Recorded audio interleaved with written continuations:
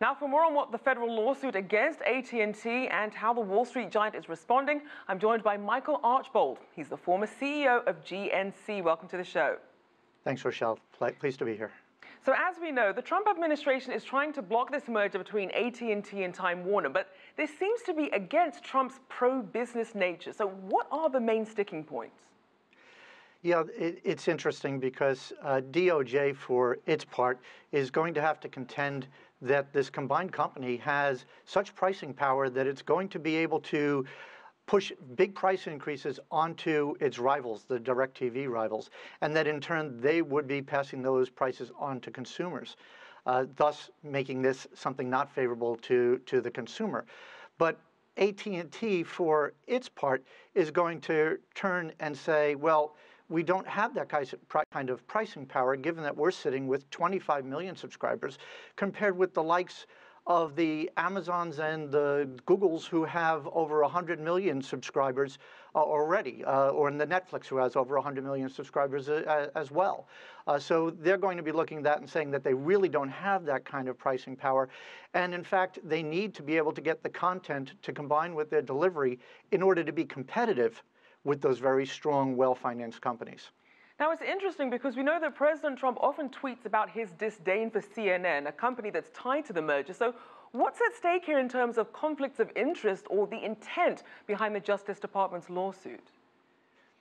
I don't know that we know or will ever know how much influence the president may be having on this decision. He's saying that he's not made this decision. We don't know what could be playing in the backs of folks' heads as they are contemplating this. But I think we have to trust that the DOJ is being true to its mission and believes that they are serving the consumer's best interests. And so what would you say are some of the broader implications that this merger could raise? So I'm less concerned with the broader implications of the merger and probably more concerned with the process that it has gone through. As a CEO who may be contemplating mergers and acquisitions going forward, I think any CEO should reasonably expect two things. That CEO should expect a consistent interpretation of the law and a timely resolution.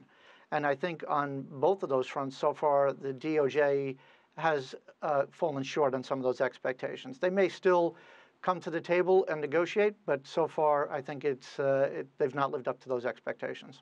And how do you think this latest back and forth squares with the Trump administration's move when it comes to net neutrality regulations? Well, it's interesting because this merger won't come before the FCC, at least to my knowledge, as did the AT&T T-Mobile deal.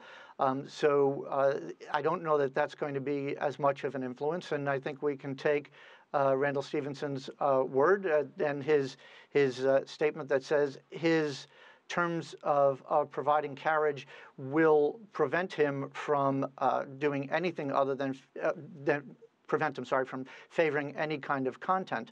And I think it would be in their best interest not to do so. So I think we can take him at his word on that.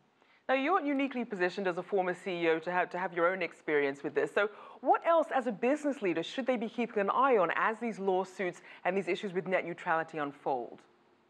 Well, I think that all of these lawsuits, as a CEO, need to be watched because the process that they are going to go through, protracting any kind of decision-making or protracting the closure on any kind of a deal, takes a CEO and an entire management team attention away from what they're trying to do, which is run their business and ultimately to integrate if they are going to pursue a merger. So I think taking their eye off the ball is a big concern for any CEO.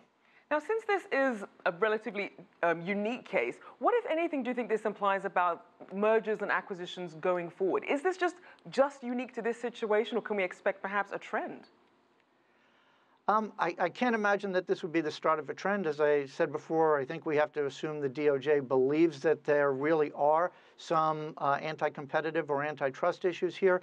I think we'll watch it play out over time to see which side they come down on. But right now, you've got a situation where the DOJ is going to contend that this is going to hurt the consumers, but that AT&T is sitting in the opposite side, saying that they actually need to do this in order to be competitive with the likes of the Googles and the Netflix and the Amazon Prime massive consumer distribution model. All right. Thank you so much.